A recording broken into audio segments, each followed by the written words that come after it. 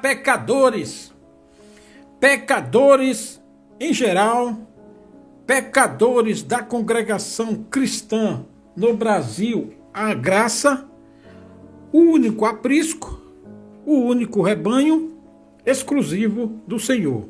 Sim, porque o Senhor, ele pode ter um povo escolhido, especial seu, exclusivo dele. Pecadores que não querem isso, mas o Senhor quer.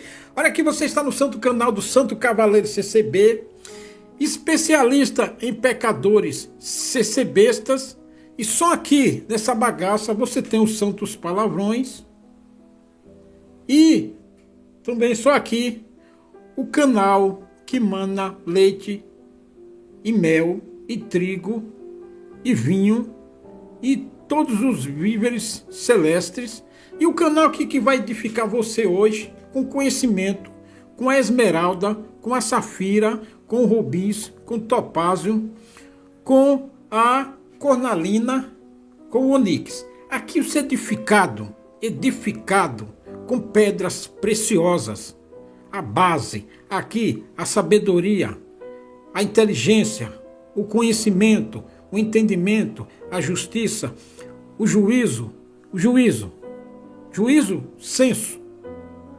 senso crítico, senso de justiça, o discernimento, tudo isso aqui você vai ser edificado.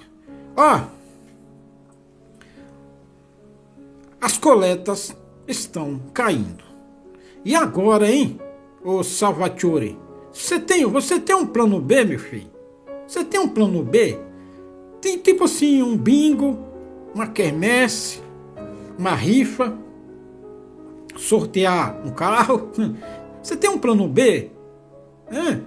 Porque as coletas estão caindo. Tem um áudio aqui e eu vou rodar para você e eu vou dar um contexto, eu vou contextualizar aqui o que está acontecendo na congregação. Aconteceu lá no tempo de José no Egito. Só que no tempo hoje, na congregação, quando eu falo congregação, não estou falando da bandeira da igreja, da marca da igreja. Estou falando dos pecadores CCBistas que estão lá dentro. Não é a bandeira, a instituição, o nome. Estou falando dos pecadores CCBistas. E vou edificar você aqui com conhecimento e vou contextualizar o que aconteceu no Egito Antigo, no tempo de José e no tempo dos faraós.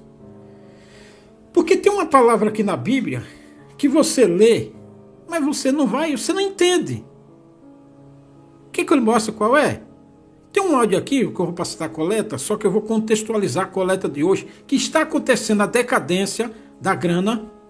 Eu vou lhe contextualizar com o Egito Antigo. Quando você pega a Bíblia e lê isso aqui, está em Êxodo 5. Moisés e Arão falam ao faraó. Faraó aflige os israelitas. E aí você lê isso aqui, Portanto, deu ordem Faraó, naquele mesmo dia, aos exatores do povo, os chefes, e aos oficiais, os capitães, dizendo: daqui em diante não torneis a dar palha ao povo, para fazer tijolos, como fizestes ontem e anteontem. Vão eles mesmos e colham palha para si. Você sabe o que quer dizer isso aqui? Essa palha aqui? Você tem ideia do que é essa palha aqui? Você lê, você não entende. Então você passa batido. Você pega esses vossos capeta em Cristo do ministério aí, eles não sabem nada do que está escrito isso aqui. O que significa isso aqui? Sabe? Eles não entendem nada. Você tem ideia? Você sabe o que significa a palha naquele tempo do Egito? Você sabe como funcionava a economia do Egito? A economia do Egito, o Egito era uma potência econômica lá nos tempos do faraó. Aqui, o Ramsés e outros faraós. O Egito era uma potência econômica, era uma potência bélica, era uma potência comercial, era uma potência industrial. Era mais ou menos os Estados Unidos e a Alemanha hoje, o Japão. Era produtos, tecnologia fluía no Japão, no Egito. Era um lugar que se tinha os sábios, não sábios só videntes, astrônomos. Não, rapaz, sabe na arquitetura, na engenharia, na medicina, na matemática, na administração. Eram sábios, sabe? Quando se fala em Egito, fala cara encantando cobra e aquela dancinha do vento. Não, meu filho, o Egito era uma potência econômica. O linho era uma potência da economia do Egito. O linho, o tecido linho, que vestia os reis do mundo inteiro. Você tem ideia do que significa palha? Ah, o Egito, depois daqui a pouco eu falo. O Egito, sabe por que o Egito era o que era? E aí eu vou pegar o contexto do Egito e vou trazer até a congregação. Tem um áudio aqui da congregação de um ancião dizendo que a coleta, ó, o Egito ele tinha 3 safras por ano, meu filho. 3 safras por ano. Por que Moisés foi achado no Egito? Ou foi achado no Nilo? Porque o Nilo era uma divindade para o Egito. O Egito só existia por causa do Nilo. O Nilo foi quem gerou o Egito. Por causa do jeito Nilo de ser, o rio era considerado uma divindade. Então, quando Moisés foi achado no Egito, os egípcios, a filha de Faraó, ela teve aquilo, o Moisés, como um presente dos deuses. Que veio por o Egito era uma divindade e Moisés foi considerado um filho dos deuses que veio pelo Egito, pelo Nilo. O Nilo era uma divindade. O Nilo era fundamental, tanto que os egípcios diziam que o Nilo é o Egito. Sem o Nilo não existiria Egito. O Nilo, a economia do Nilo. O Nilo fornecia água, irrigação essencial para a agricultura. As cheias anuais do rio deixavam solo fértil às margens.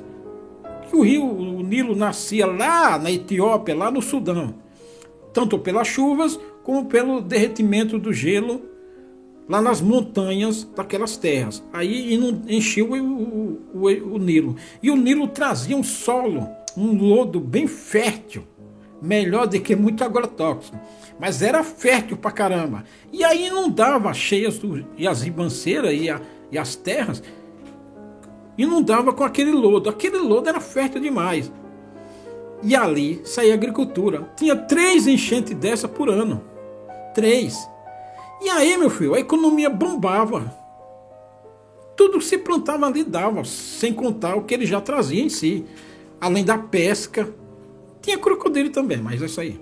Então o Nilo era fértil, solo fértil, permitia o cultivo de grãos e culturas, outras culturas várias. Isso sustentava a economia agrícola do Egito. A agricultura do Egito era boa, tanto que os israelitas, o povo de Israel, muitos deles correram para o Egito para escapar ali da espada do Senhor, da peste que o Senhor mandava nas terras de Israel. Tanto que chegou um dia lá, se você ver lá no profeta Jeremias, tanto que chegou um dia que o Senhor falou, vocês vão para o Egito para escapar? Eu mando um negócio lá também. Tá? Muitos judeus, eles corriam para o Egito para escapar, porque a economia do Egito era que nem os Estados Unidos. Lá o comércio rolava solto, tinha porto, tinha tudo lá. Educação, medicina foi no Egito, engenharia, arquitetura, ourives, tudo está no Egito. E o Egito se desenvolveu. O transporte, o comércio, o rio era uma rota natural de transporte que você pegava lá da África. Então todos aqueles africanos traziam suas mercadorias para os portos lá da Etiópia e do Sudão e vinha pelo Egito e negociava no Egito, que tá às margens do mar Mediterrâneo, e aí vai para a Europa. As mercadorias entravam no barco, ia para a Europa, ia lá para a Turquia, para a Grécia e lá para os Balcãs. Então o comércio ali o Egito muita gente pensa que o Egito é um lugar estrategíssimo. O Egito, a Turquia, é tudo estratégico. Os 2 países mais estratégicos do mundo. O Egito e a Turquia. Porque o comércio passava ali. E o Egito faturava com impostos, com negócios, sabe? Faturava. o rio era a ligação entre a África Central, descia pelo Egito e chegava no Mediterrâneo. Então quem produzia uma pedra preciosa lá na Etiópia, vendia para a Europa, que passava por ali. E aí, sabe como é que é, os impostos. Então facilitava o comércio com outras regiões ali do Mediterrâneo. Era uma fonte de água, claro, uma região predominantemente desértica. A água no Nilo era crucial para o consumo humano e animal. Sem o rio, a vida no deserto seria praticamente insuportável. O Egito era tudo, o Nilo era tudo para o Egito. Sabe? Religião e cultura, o Nilo tinha um significado espiritual para os egípcios, era considerado uma divindade, sabe? Considerado um deus, tanto que os egípcios faziam culto o povo do Egito fazia culto ao Nilo. Tinha vários deuses, o Nilo era um deles. E tinha bastante festivais, celebrações, frequentemente ligados às cheias do Nilo.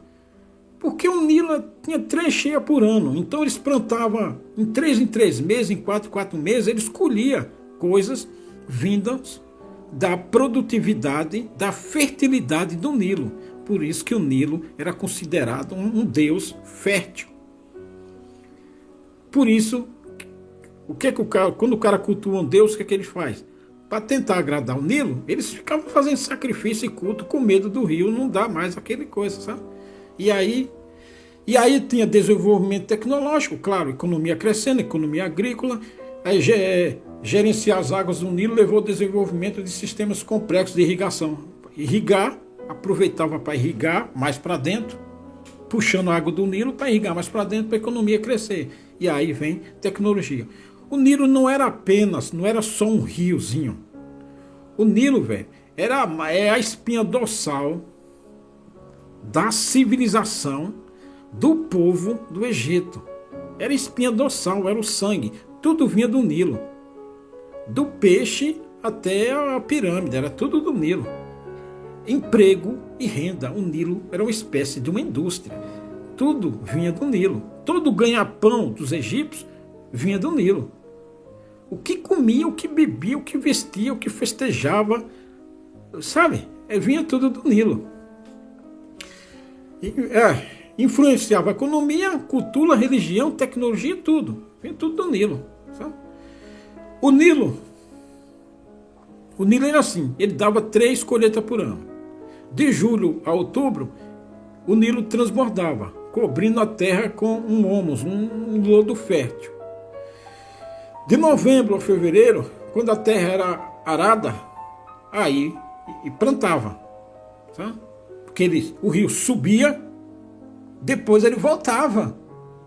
E aí quando ele subia, trazia toda a fertilidade. Espalhava toda a fertilidade. E aí ele voltava. Quando ele voltava, e aí você ia lá e plantava. Ele trazia aquele lodo fértil, que era só os egípcios chegavam lá, plantavam e esperar. Era batata. A terra era boa. Tá? De março a junho, quando as colheitas eram colhidas, se colhia de março a junho. Essas estações garantiam que os egípcios pudessem maximizar a produtividade agrícola e sustentar sua civilização, e sua existência, e sua prosperidade, sua riqueza, sua felicidade, sua vida vinha do Nilo. 3 cheias por ano. Meu filho, não, vai pegando o contexto aí que eu vou chegar à congregação. A indústria do Egito Antigo era bastante diversificada e acompanhava um papel crucial na economia e na sociedade. Artesanato. Os egípcios eram conhecidos por suas habilidades no artesanato, nas vestes, sabe? No penteado, pulseiras, coisa de artesanato. Nos têxteis, o linho fino do Egito. O Egito vendia para Israel bastante linho. Israel só comprava linho fino do Egito. Tá? Era lá. A produção de tecidos era uma atividade importante, gerava emprego e renda. O linho, o algodão, sendo os principais materiais utilizados. O algodão. O Brasil hoje é uma potência na agricultura, é uma potência no algodão, é uma potência no café, uma potência na soja. Tá? Então o Egito era uma potência no algodão, no Nilo, materiais, os egípcios mestres na tecelagem e produtores de roupas, emprego e renda, tudo vindo do Egito. E aí eu vou chegar às divindades, e aí eu vou chegar aos CCBistas. Tudo isso aqui é para contextualizar por que o Egito era o que era. Porque tinha uma fonte de renda, tinha uma fonte de vida, tinha uma fonte de existência. E aí, depois, vem a soberba. O Israel babava pelo Egito. E o Egito tinha mineração, metalurgia, extração de minérios como ouro, prata, cobre, turquesa. Era uma atividade significativa. Esses metais eram usados para fabricar joias, armas, claro, e ferramentas. Espada, lança, flecha, carros de faraó, os tapetes dos carros de faraó. Tudo fabricado lá no Egito. Os cavalos de faraó, as éguas de faraó, que tanto Salomão babava, achava lindas as éguas de faraó, os cavalos de faraó. Salomão foi lá comprar umas éguas de faraó, os cavalos de faraó, os carros de faraó, equipados para a guerra. Tudo do Egito. A construção de monumentos, templos e pirâmides, uma indústria robusta de pedreiros, carpinteiros, engenheiros. Israel também tinha, mas essas estruturas ainda hoje, sabe, tem. Entendeu o que era o Egito? A potência que era o Egito? Emprego. Você podia escolher a profissão que quisesse. O Egito era tudo isso aqui. Tanto que era um país muito cobiçado. Muita gente dominou o Egito por causa dessas riquezas aqui. Tudo por causa de que isso aqui? Por causa do Nilo. O rio. Sabe? Que dava tudo isso aqui. Era a base. E aí você vai chegar aqui em por que se usava palha no tijolo. Não, você não sabia, vai saber agora porque se usava palha. Agora você vai entender isso aqui. Por que usava palha no tijolo? Papel escrito. O Egito Antigo é conhecido por um dos primeiros lugares a desenvolver o uso do papel, conhecido como papiro. E aí foi que escreveu. A produção de papiro escrito era atividade importante para a administração da cultura. Os escribas, os sacerdotes, os matemáticos, os administradores. José do Egito. Sabe? Lembra quando José, nos 7 anos de vaca gorda que teve no Egito, que José entendeu a visão? José tributou toda essa riqueza aqui. José tributou. E aí, meu filho, aí teve que fazer depósito, cofre, para guardar dinheiro, para guardar as coisas. Imagina 7 anos, o Nilo produzindo a mão cheia, 3 colheitas por ano. E aí José teve que fazer depósito para guardar tanta bufunfa. E aí, meu filho, várias mega-senas que José guardou. Entendeu?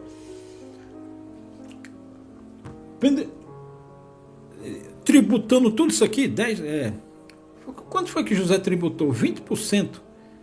Tributando ouro, pedras preciosas, carne, peixe, tudo que os egípcios ganhavam, produtos perecíveis, guardava. Tributava 20% de cada. Dinheiro, impostos. O comércio rolava solto nesses 7 anos. E aí José acumulou tudo isso aí. Tributou no comércio o papel, a escrita, a construção, mineração, metalurgia, a prata, o ouro, o cobre, os minerais, a turquesa, pedras preciosas, tributava o comércio. Aí abarrotou, encheu os cofres de dinheiro, meu filho. Toda nessa fartura aqui. O comércio começa na parte vital da economia egípcia, com rotas comerciais que se estendiam até a Fenícia, que hoje é o Líbano, a faixa de Gaza, que era a Fenícia antigamente.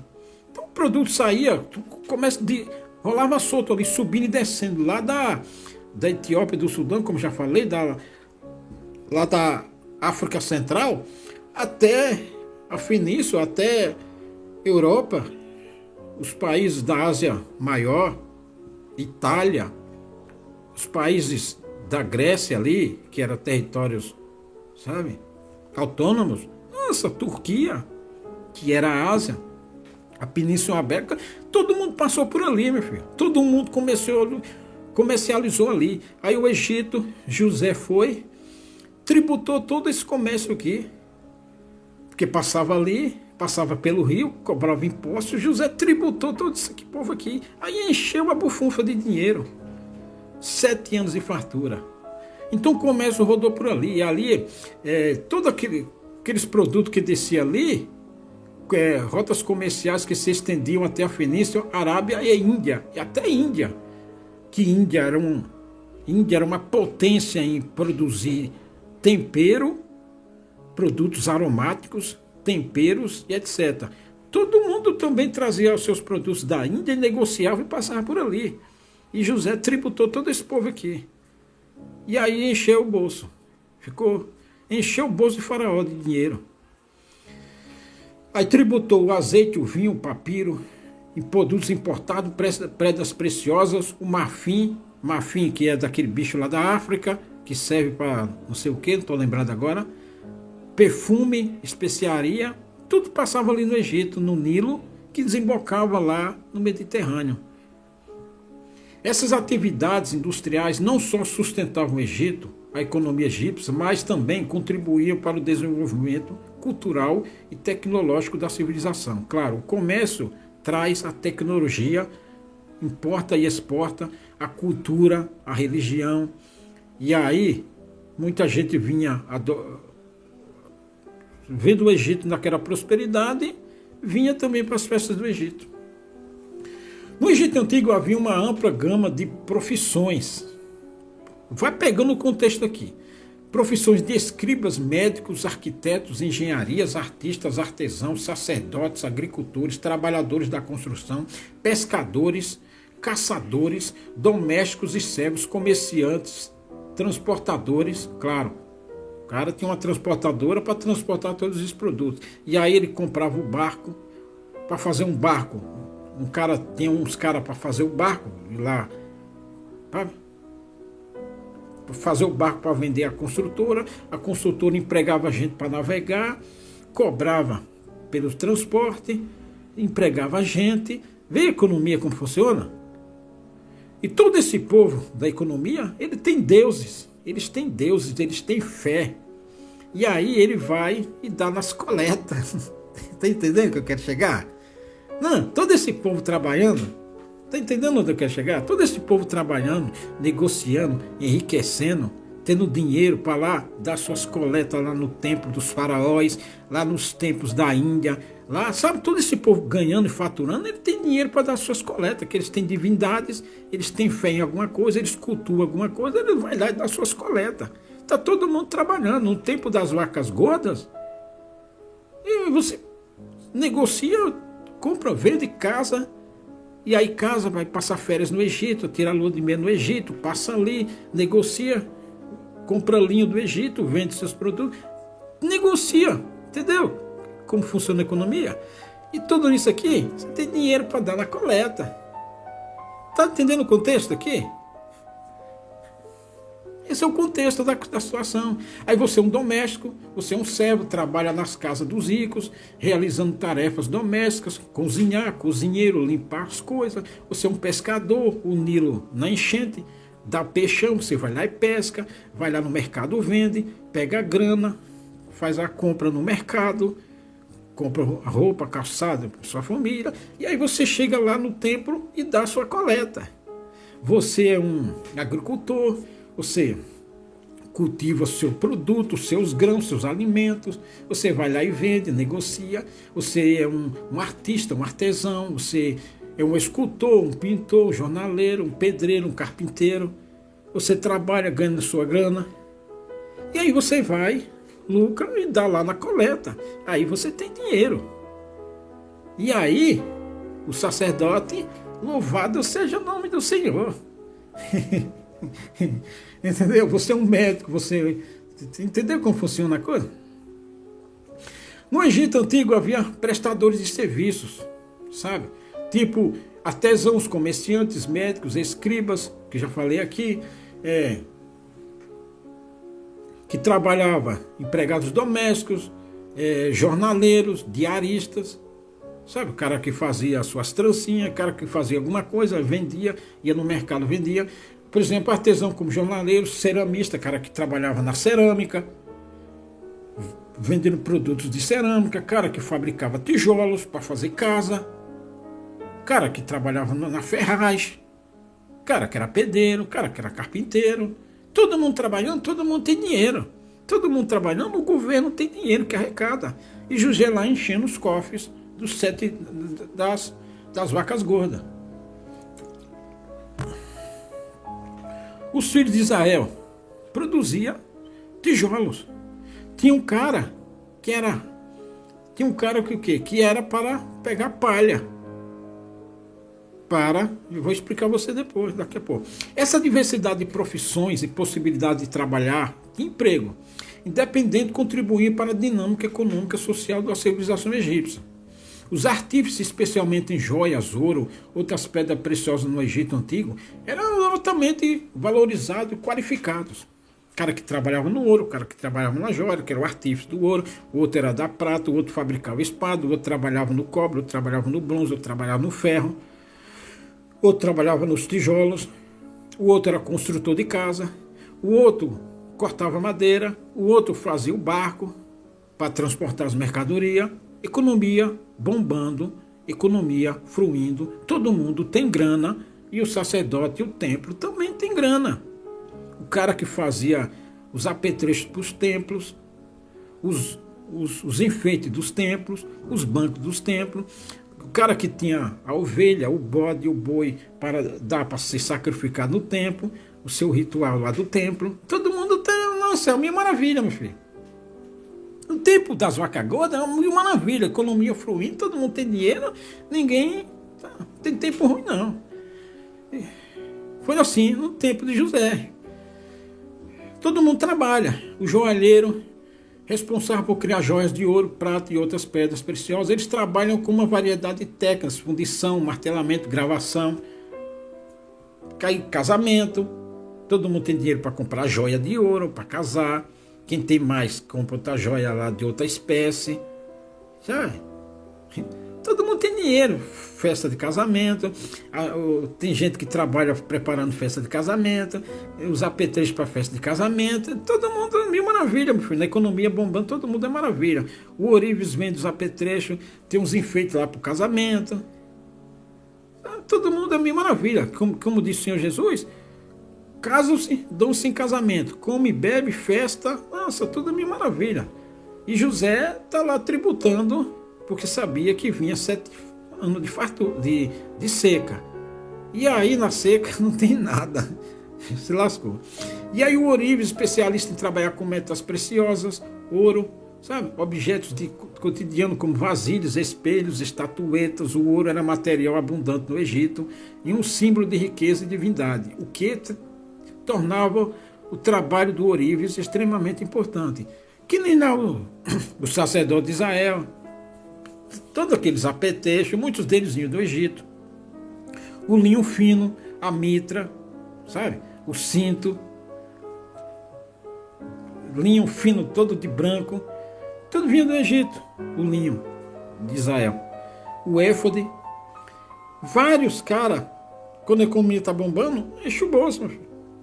As encomendas chegam para o lapidário, chega para o Ourives, chega para o joalheiro, as encomendas chegam, todo mundo casando, todo mundo fazendo festa, e compra o boi para fazer a festa, para o churrasco, compra o peixe, e compra a farinha para fazer o bolo, e os apetrechos para a cozinha. Nossa, todo mundo, glória a Deus, aleluia, todo mundo sobe no glória. Aí é o rato que rói, o gato que mia, 50 firuleta, salto carpado, triplo duplo. Todo mundo no glória, aí é selado com a promessa, nossa, maravilha. Sobe no glória, aí chega no templo, todo mundo trabalhando, todo mundo negociando, todo mundo pescando, todo mundo comprando e vendendo, tem, dinheiro rola na praça, até para o mendigo dinheiro rola, para a prostituta também, no cabaré, e ali é o vinho, e ali a bebida forte, e ali a cerveja, e ali o churrasco, todo mundo, nossa, aí é selado com a promessa e mil maravilhas, só glória, aleluia, olha como Deus é bom. No tempo das vacas gordas e das espigas cheias, nossa, Deus é bom, maravilhoso, aí é selado com a promessa. Mas espera chegar como está chegando agora. Técnicas de ferramenta, aí tem os artífices que utilizavam variedade de ferramentas. Está demorando aqui o contexto? Não, é que você não sabia, meu filho. Se quiser saber aqui. As técnicas de trabalho com metais e pedras no Egito Antigo eram transmitidas de geração em geração.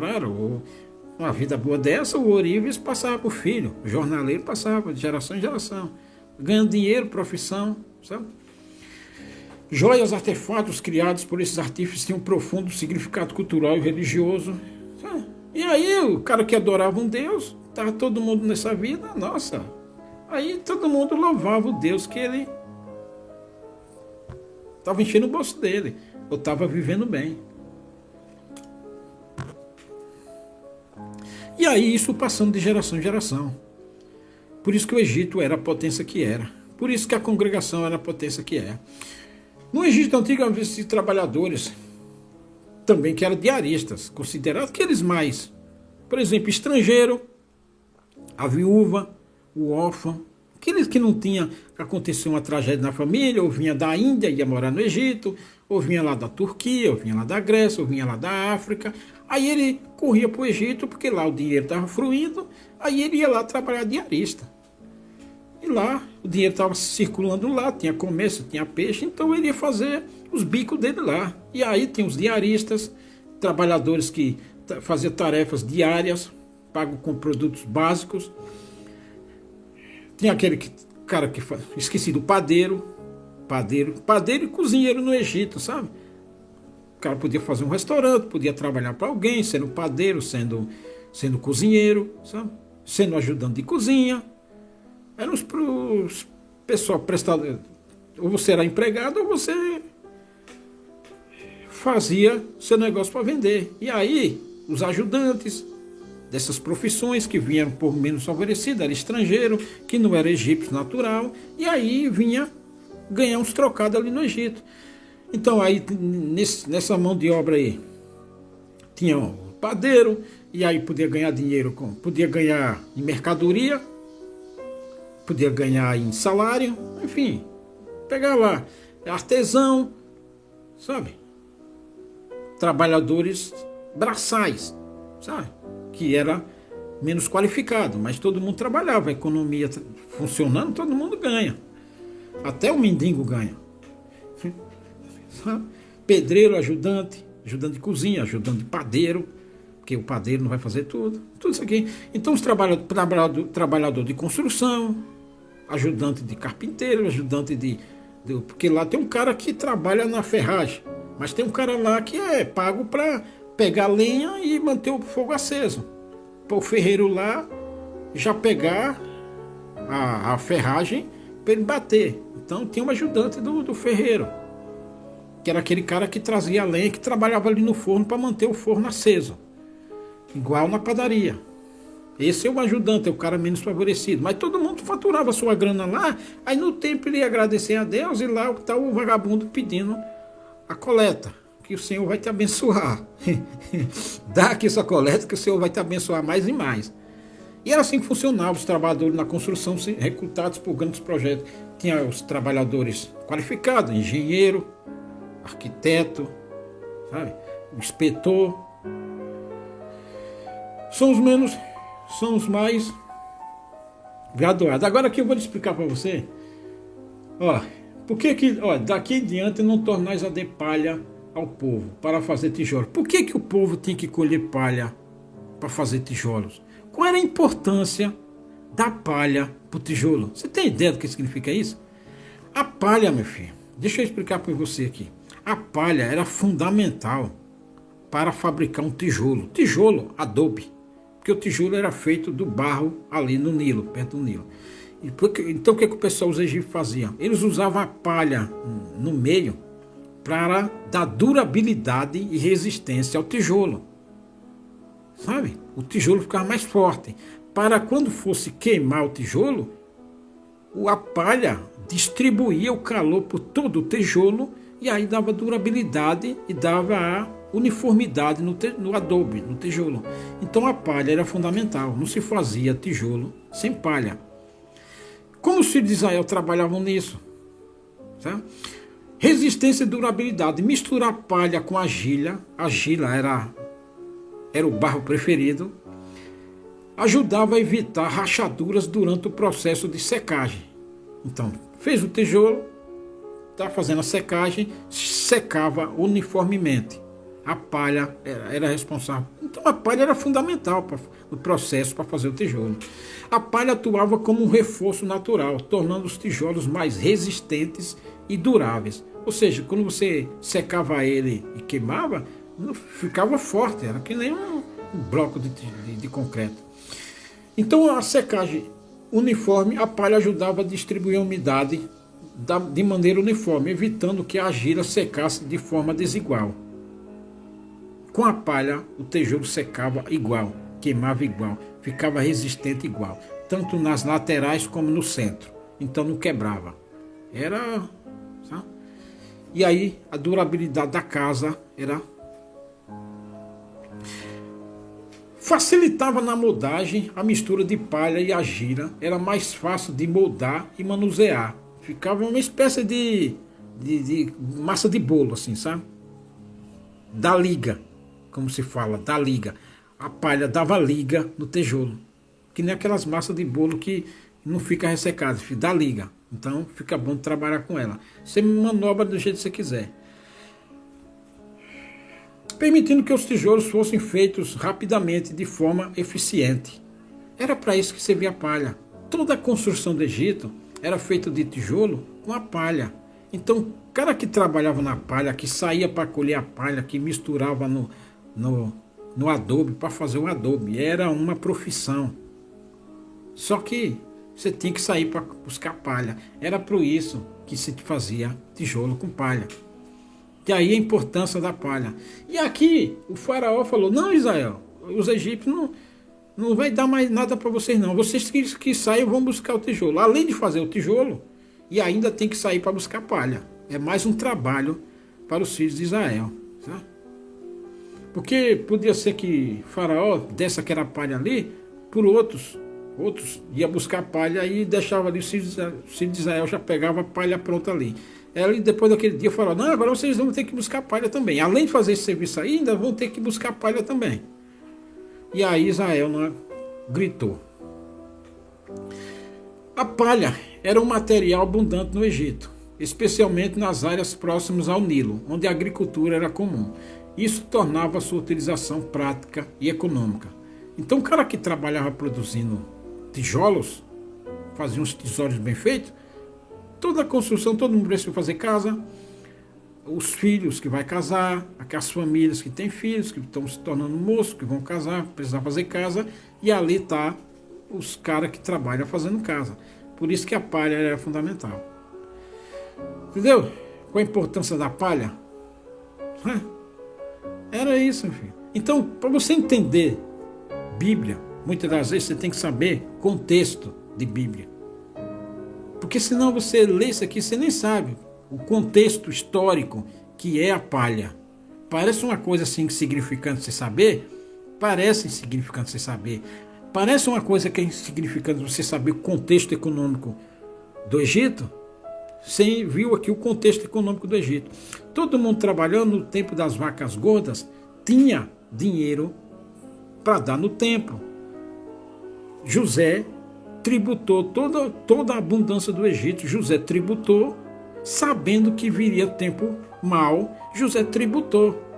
Guardou trigo, guardou cevada, guardou cerveja, guardou os grãos, guardou o linho, guardou ouro, guardou prata, guardou tudo.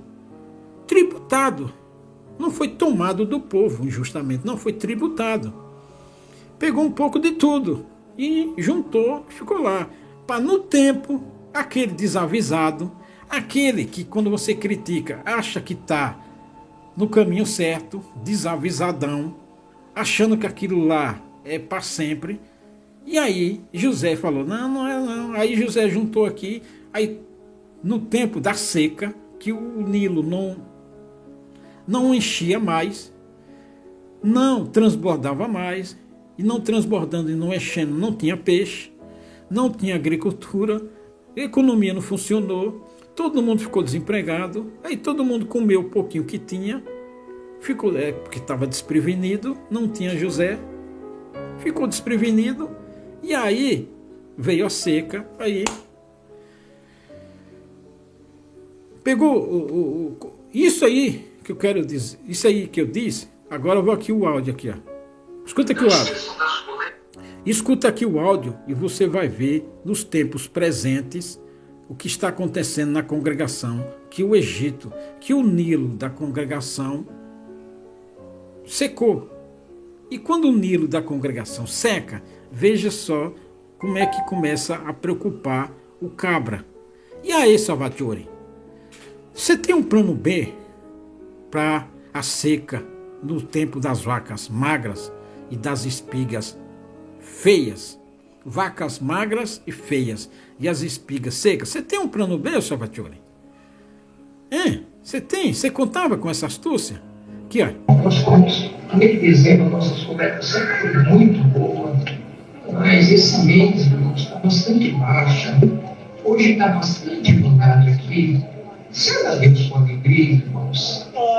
E pode ter certeza que tem muita família passando necessidade, muita casa provada.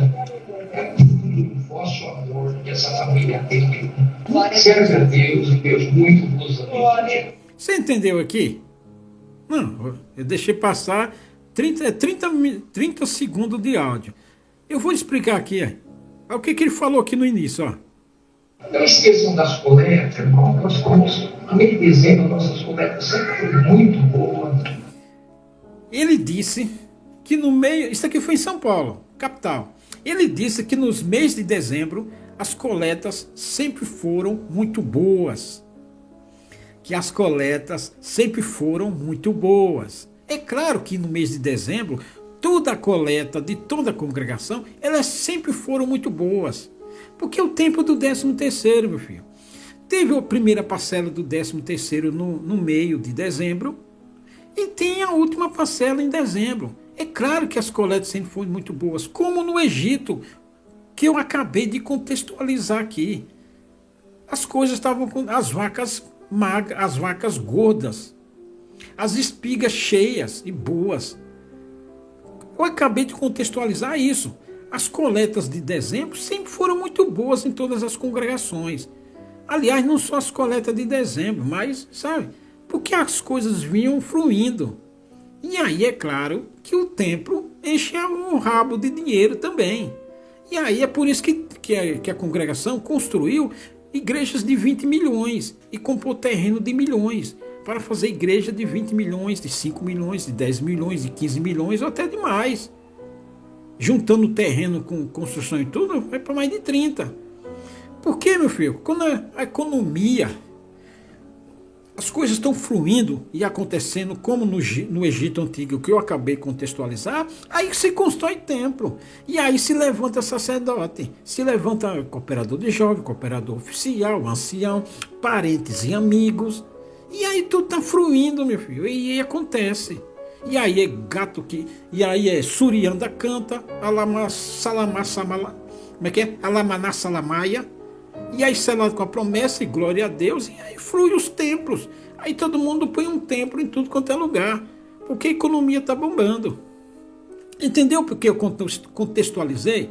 A congregação funciona assim, meu filho. É como no Nilo, no Egito Antigo. Como no tempo de José. No tempo de José, sabe? Então aí todo mundo põe um templo, e aí, como a economia está bombando, tem coleta. Aí o cara põe um templo lá, mas está todo mundo ganhando dinheiro, está todo mundo faturando e conseguindo as coisas, aí todo mundo chega lá e contribui no templo. E uma espécie assim de gratidão por ter a vida está indo boa, relativamente boa. E aí o sacerdote, opa, vamos construir mais templo para a gente arrecadar aqui. E comer do templo e usufruir do templo. E aí chega lá, e aí você constrói um templo, chega lá os objetos de ouro, prata, pedras preciosas, linho, tecido, artesanato, comida, pão, vinho, trigo, cevada, cerveja, enfim, tudo que aquela economia está produzindo, o cara lá doa para o templo. E aí quem come do templo? A vagabundagem sacerdotal. É claro que as coletas eram muito boas. Escuta aqui, ó. Nós fomos, no mês de dezembro, nossas coletas sempre foi muito boa, mas esse mês, irmãos, está bastante baixa. Mas esse mês, bastante baixa. Esse mês de dezembro passado, esse que está acabando hoje, 31, bastante baixa. Por quê? Porque o Nilo está secando. A enchente do Nilo está secando. Então, o Nilo não vai produzir mais. O Nilo não vai deixar ninguém mais produzir, porque está secando. O Nilo não está trazendo mais peixe, e nem a terra fértil. A terra fértil não é mais terra fértil. E ninguém vai lançar. O restinho que tem, se não está, se o Nilo não está... Cadê a enchente do Nilo? O Nilo dava 3 enchentes por ano. E nessas enchentes você podia semear lá que dava. Você tinha o peixe do Nilo. Você tinha a cana, o junco lá no delta do Nilo para colher e fazer o cesto e vender. Você vendia o cesto. A economia estava bombando. Então você faturava e dava na coleta. Por que as coletas agora estão caindo? Por que a coleta do mês de dezembro da congregação bastante baixa? Porque o Nilo, meu filho, está flopando. O Nilo não está mais enchendo. Não, a coleta vai minguar, vai mirrar. E mirrando, é claro que o dinheiro no templo também vai mirrar. Que o dinheiro, o almoço lá também vai mirrar. A janta, o café da manhã, a roupa, o carro. Até o remédio. Entendeu por que eu contextualizei a coisa aqui? É assim que se faz, rapaz. É assim que se ensina. Isso dá contexto. Texto bíblico e contexto bíblico. Para você entender a situação e aprender com um cavaleiro que é manso e humilde. Então, é por isso, meu filho, as coisas elas são interligadas. Então, ouça aqui. Então, a coleta do mês de dezembro, as coletas do mês de dezembro eram muito boas, é claro. 13º, é óbvio, que é um salário a mais. E aí o nego chega a mais, mesmo a criança chega a mais com mais 5, o moço chega com mais 10, com mais 20, porque o pai deu, o cara que dava 50 deu 100, porque tem um 13º, tudo veio dobrado. O mês de dezembro é coleta dobrada. E uma espécie assim, de gratidão pelo 13º. Então o cara que dava 500 na coleta, no 13º ele dá talvez outros 500, outros 200, outros 300. E é claro que a coleta está boa. E por que essa coleta foi muito mal, essas coletas agora? Sempre foi muito boa, mas esse mês, irmãos, está bastante baixa. Hoje está bastante baixa. Aí ele está dizendo aí que tem bastante gente ali no culto, e aí também ele não pode forçar a barra, porque se a coleta deu baixa, é porque o povo com vários problemas, várias preocupações, e aí já fecha o bolso. Com medo, já fecha o bolso. Não, a coleta, não posso não, tem umas coisas aí, e as coisas que estão ficando difíceis, e eu não estou vendo por onde ganhar dinheiro, não, aí já põe um bom no bolso, aí reflete no templo. Porque quando a coisa está boa, reflete no templo. Quando a coisa está degringolando, também reflete no templo, meu filho. É óbvio, a economia é assim. Por isso que eu contextualizei a economia do Egito. Porque a economia funciona em cadeia produtiva. Para o bem, na prosperidade é cadeia produtiva. Na seca, na desgraça, na calamidade, é cadeia produtiva também. É o inverso. Sabe? No tempo das vacas gordas, funciona em cadeia para o bem. Todo mundo ganha. Mas na seca do Nilo, também todo mundo perde. Porque perde o cara que pescava, perde o restaurante, que o preço aumenta, perde porque o cara não vai comer no restaurante, porque o preço está caro. Entendeu? É em cadeia produtiva. O cara deixa de comprar joia de ouro. Os casamentos lá minguam. Se casar, é bem reduzido. É minguando. É decadência. É ascendência e decadência. A economia funciona assim. E o templo também sofre as consequências. porque o cabra para de dar no templo, é a primeira vítima. Entendeu como funciona assim? Não, pegou a visão aqui do cavaleiro? Meu filho. Então vamos ouvir mais um pouquinho. Aqui, se a Deus pode vir, irmãos, pode ter certeza que tem muita família passando E necessidade. aí usa pobre dizendo que pobre está passando necessidade. Que nada, é ele que está passando necessidade, porque a coleta, sabe, vai deixar de ser uma âncora para ele. Ele que está preocupado, né? Pobre, quando ganha lá, é uma merreca, uma cesta vagabunda. Mas ele está preocupado com a coleta do altar, para financiar aquela viajona. Entendeu? Muita casa, provada.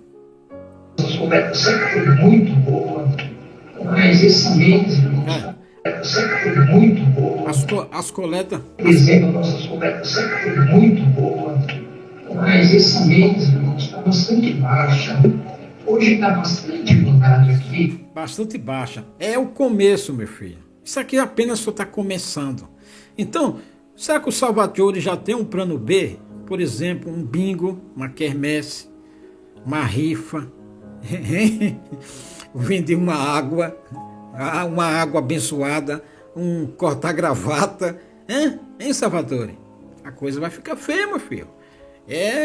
Aqui é o começo. Você vê, os egípcios lá começaram a se entregar com 3 anos. Com 2 eles já estavam vendendo tudo, se vendendo até para não passar fome. Se cuidem, Salvatore e seus comparsas. O jacaré vai abraçar, até o crocodilo vai morrer de sede. Pegou a visão? Até mais, né?